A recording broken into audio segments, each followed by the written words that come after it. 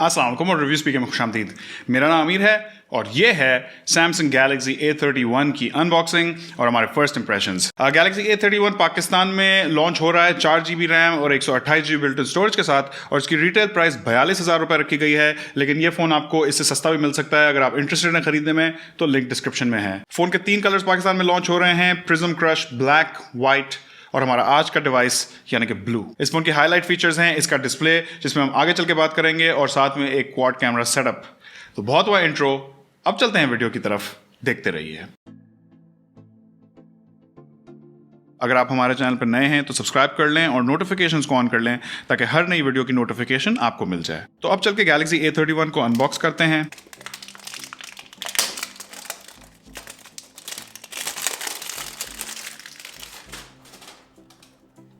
Plastic के साथ आपको एक वारंटी कार्ड भी मिलता है।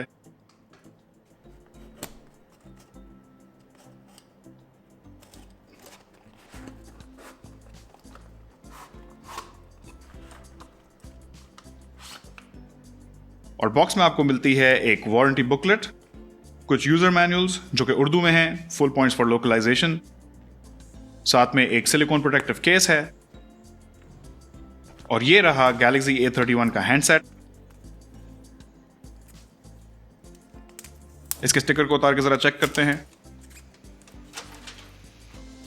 जैसा कि आप देख सकते हैं फोन की बैक बहुत ही शाइनी बनाई गई है, और गैलेक्सी A31 की भी डिजाइन लैंग्वेज वैसी ही है जैसे इससे पहले हमने गैलेक्सी A सीरीज में देखी है।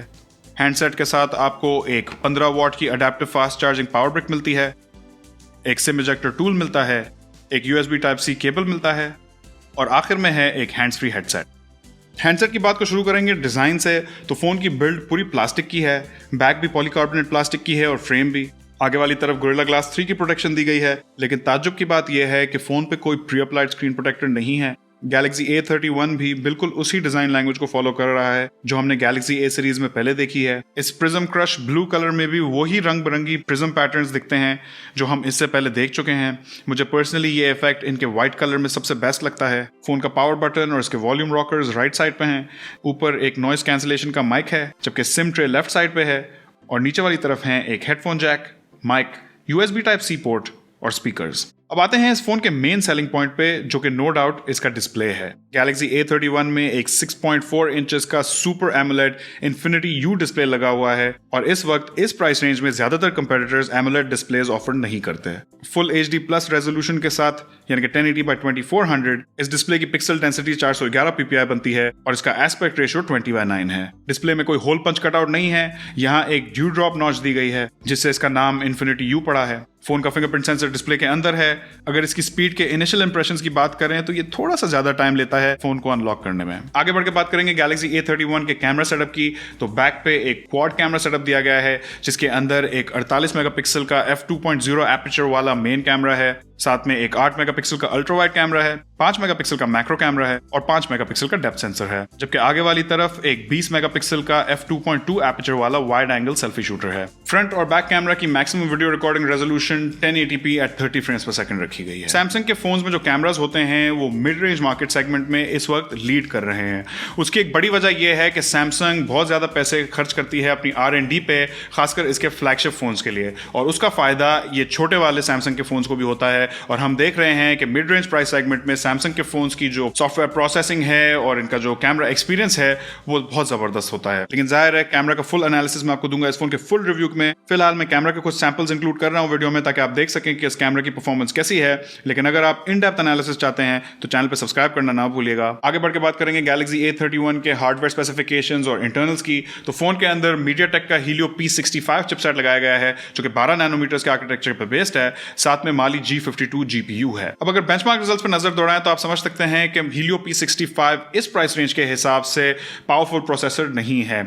ये फोन उन लोगों के लिए नहीं है जिनको इस प्राइस रेंज में हाईएस्ट परफॉर्मेंस चाहिए या हार्डकोर गेमिंग करनी है। ये फोन उन लोगों के लिए है जिनकी रेगुलर एवरेज यूज है, डेली यूज की एप्स हैं, सोशल मीडिया है, या फिर बहुत ज्यादा वीडियो देखते हैं, क्योंकि इस फोन में एक बड़ी बैटरी लगाई गई है। उस पर भी हम आगे चल के बात करेंगे, लेकिन पहले कुछ और स्पेसिफिकेशंस की बात कर लेते हैं। तो फोन जैसे कि आपको पहले बताया 4GB रैम और 128GB बिल्ट इन स्टोरेज के साथ आता आता है और ये स्टोरेज eMMC 5.1 स्टोरेज है। साथ ही साथ फोन में फुल ड्यूल सिम सपोर्ट है, यानी कि आप इस फोन में 2 सिम्स और एक माइक्रो SD कार्ड सब एक साथ लगा सकते हैं। इंटरफेस की बात करें तो Galaxy A31 out of the box Android 10 के साथ आता है, जिसके ऊपर सैमसंग की अपनी One UI 2.1 लगी हुई है, जिसे वक्त के साथ साथ सैमसंग ने काफी रिफाइन कर लिया है और ये वही इंटरफेस है जो सैमसंग के फ्लैगशिप फोन्स में हमें मिलता है। अब आ जाएं अगर बैटरी साइज और चार्जिंग सेटअप पे, तो सैमसंग के Galaxy A31 में 5000 मिलियन पावर की बड़ी बैटरी लगाई गई है। ये मेरे हिसाब से एक और बड़ा सेलिंग पॉइंट है इस फोन का, क्योंकि इस प्राइस रेंज में ज्यादातर फोन्स की बैटरी साइजेस इससे छोटी हमने देखी हैं। इसीलिए मैं अभी थोड़ी देर पहले कह रहा था कि ये फोन वीडियो कंटेंट कंजम्पशन के लिए बहुत अच्छा है,